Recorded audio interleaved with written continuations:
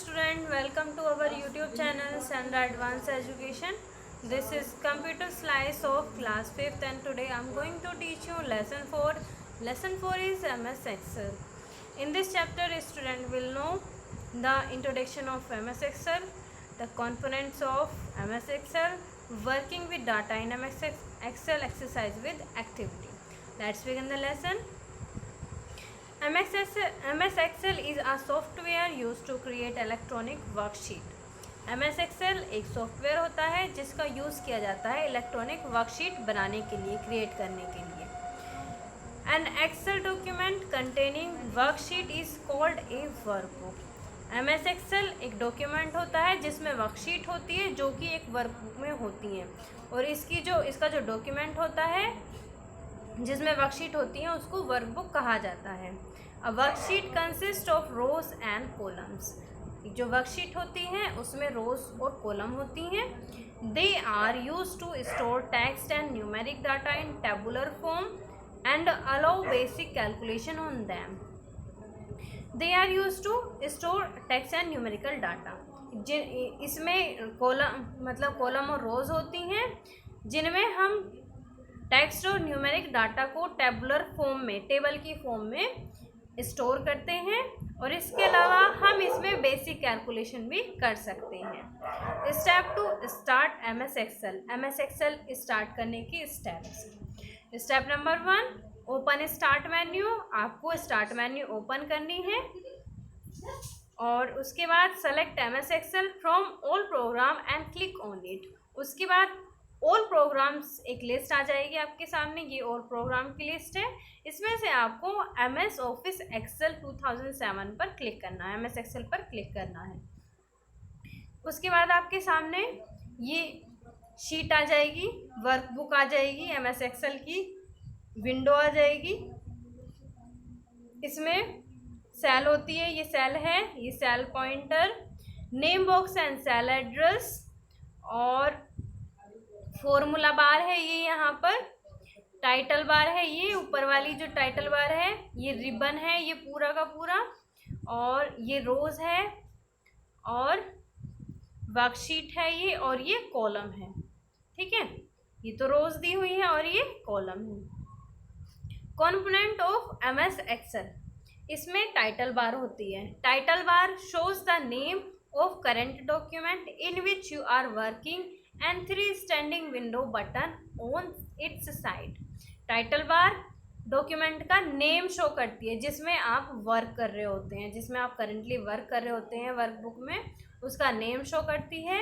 और इसके अलावा इसकी साइड में 3 बटन भी होते हैं.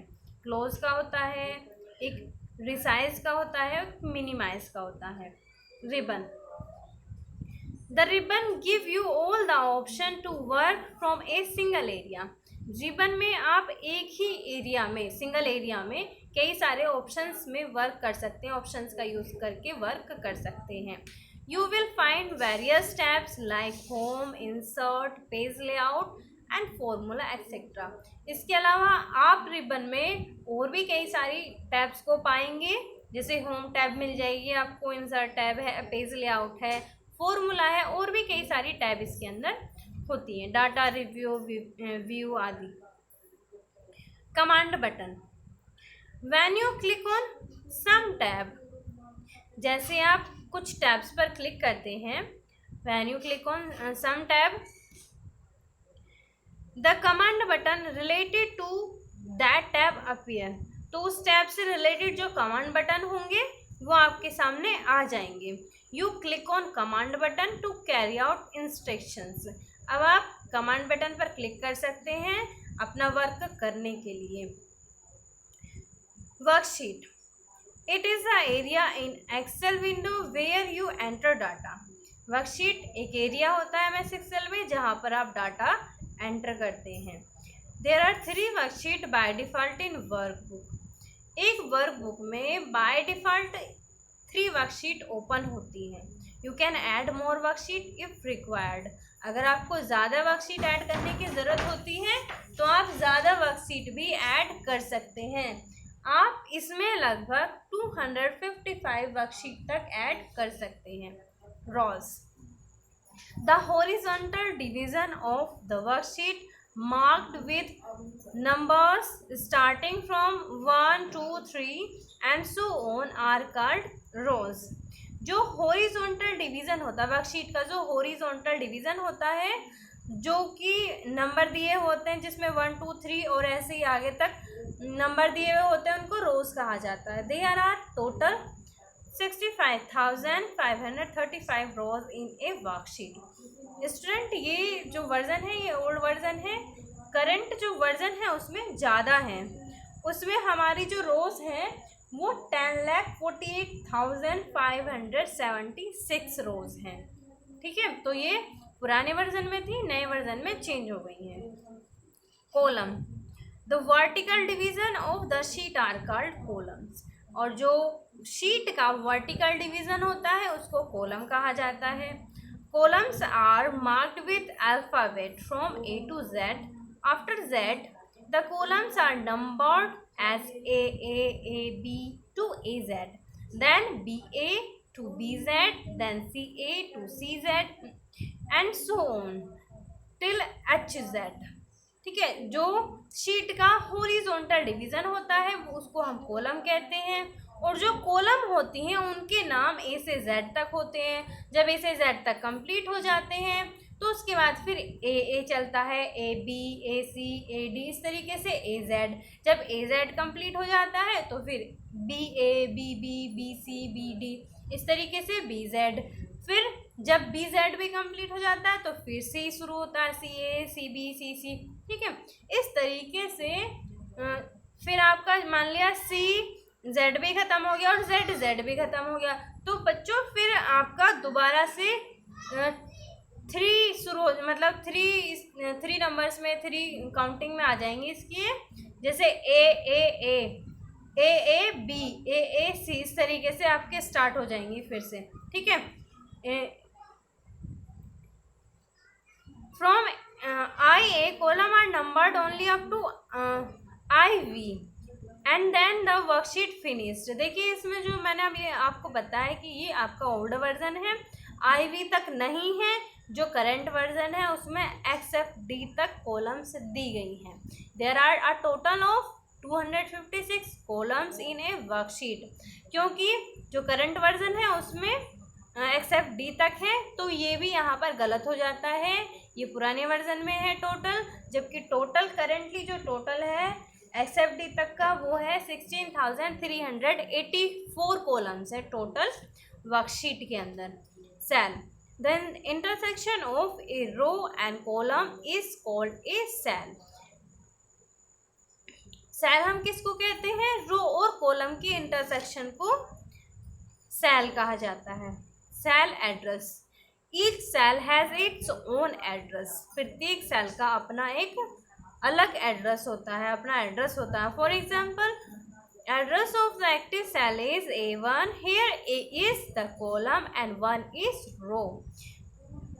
देखिए यहाँ पर एक एग्जाम्पल से समझाया गया है. एक सेल का एड्रेस, मान लिया एक एक्टिव सेल का एड्रेस A1 है, तो यहाँ पर जो A होगा वो कॉलम होगा और जो 1 होगा वो रो से लिया गया होगा. ठीक है, ऐसे फिर इसका जो एड्रेस होगा वो A1 कहलाएगा. Cell pointer. It refers to the boundary of the highlighted cell or cells that are selected. Cell pointer क्या होती है? बाउंड्री होती है जो सेल हाईलाइट की जाती है या फिर जो सेल सेलेक्ट की जाती है. ठीक है. Formula bar. Formula bar displays the content of the active cell. Formula bar जो होती है वो एक्टिव सेल के कंटेंट को शो करती है, डिस्प्ले करती है कि एक्टिव सेल में क्या लिखा गया है. Name box. The name box show the name of the active area. जो नेम बॉक्स होता है वो एक्टिव सेल के नेम को शो करता है कि कौन सी सेल एक्टिव है. ठीक है. Selective sales. सेल्स को कैसे सेलेक्ट किया जाता है? You can select cells in many different ways. आप सेल को अलग अलग तरीक़ों से सेलेक्ट कर सकते हैं. To select a single cell, click on the center of the cell. मान लिया आपको एक सिंगल सेल सेलेक्ट करनी है, तो आप उस सेल के सेंटर पर क्लिक कर देंगे, वो सेल सेलेक्ट हो जाएगी।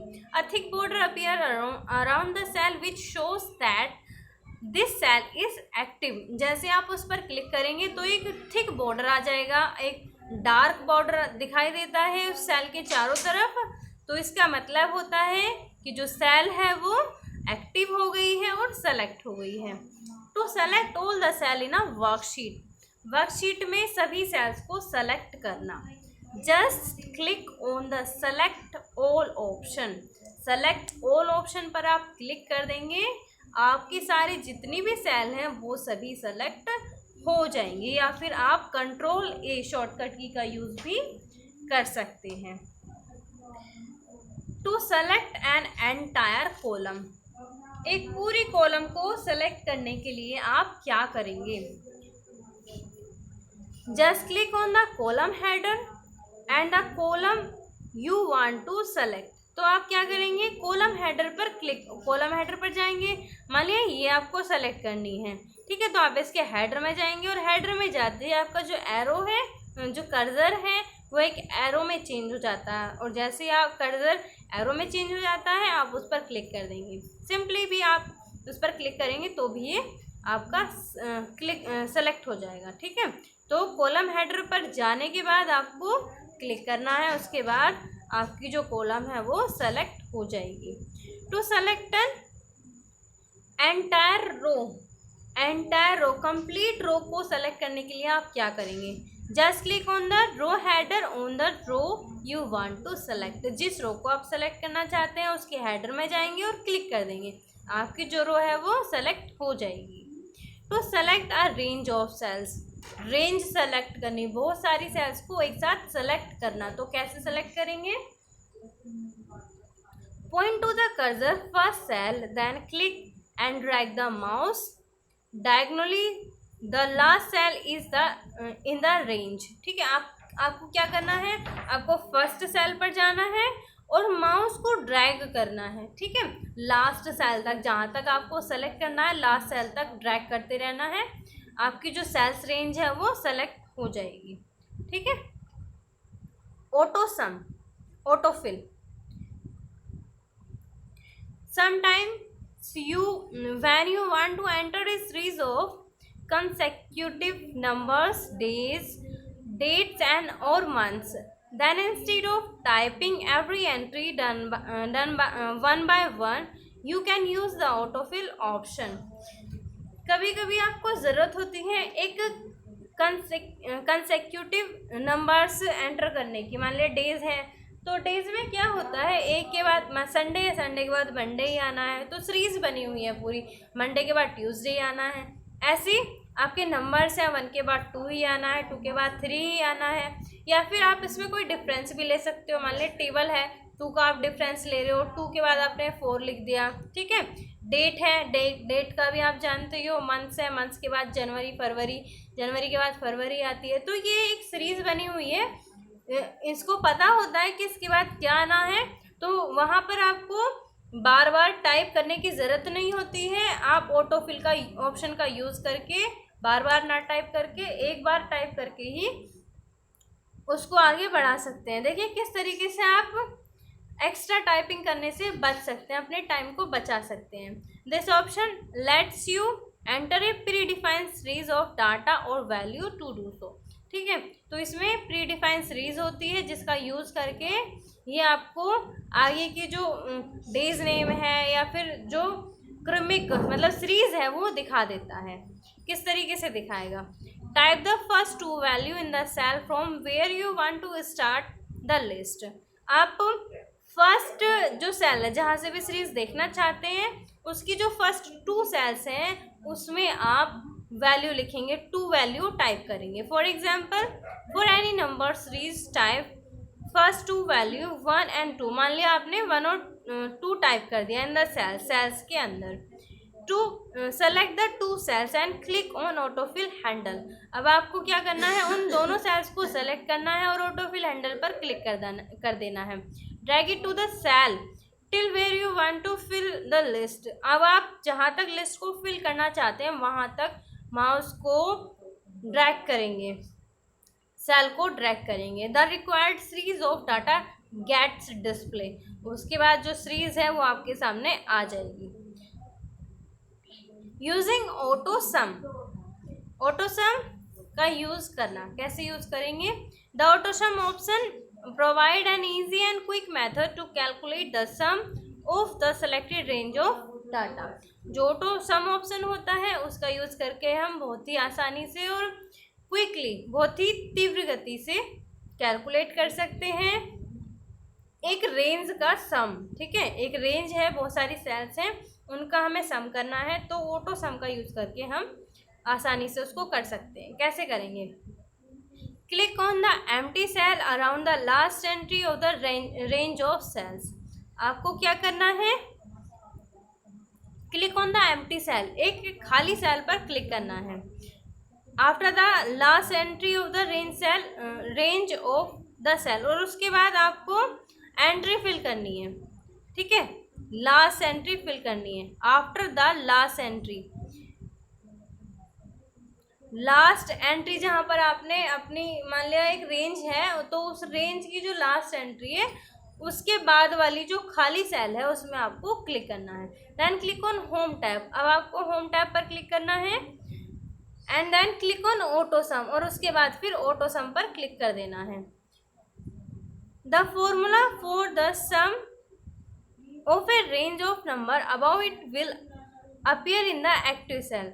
अब आपके सामने जो the formula for the sum, जो उस मतलब रेंज आपने ली हुई है उसके लिए एक फॉर्मूला आपके सामने आ जाएगा ऊपर। It will appear in the active cell, और वो जो फॉर्मूला है वो एक्टिव सेल में दिखाई देगा। प्रेस द एंटर की टू डिस्प्ले द सम। अब आपको, क्योंकि आपके सामने फॉर्मूला आ गया है, अब आपको उसकी सम देखने के लिए कि उसका टोटल क्या होता है, सम क्या होता है, सम देखने के लिए आपको एंटर की प्रेस करनी है। सॉर्टिंग ऑफ डाटा, डाटा को सॉर्ट करना।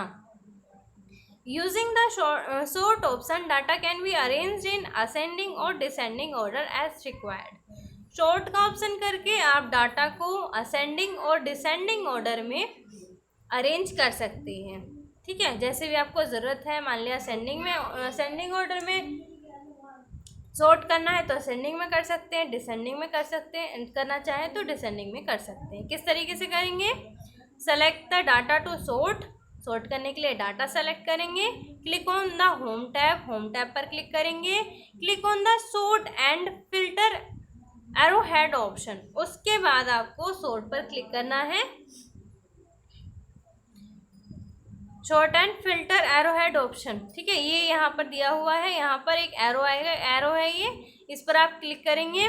Select the required short option, और उसके बाद जैसे ही ऑप्शन आएगा उसमें से शॉर्ट में ऑप्शन, शॉर्ट के ऑप्शन आ जाएंगे। असेंडिंग में करना है या फिर डिसेंडिंग में करना है, तो जो भी आपको सही लगता है आप उसको सेलेक्ट कर सकते हो। असेंडिंग में करना है तो असेंडिंग में सेलेक्ट कर सकते हो, डिसेंडिंग करना है तो डिसेंडिंग सेलेक्ट कर सकते हो। तो बच्चों, ये था क्लास 5th का लेसन 4 MS एक्सेल के बारे में आज हमने पढ़ा।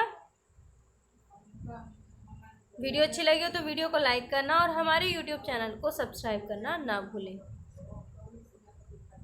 Thank you.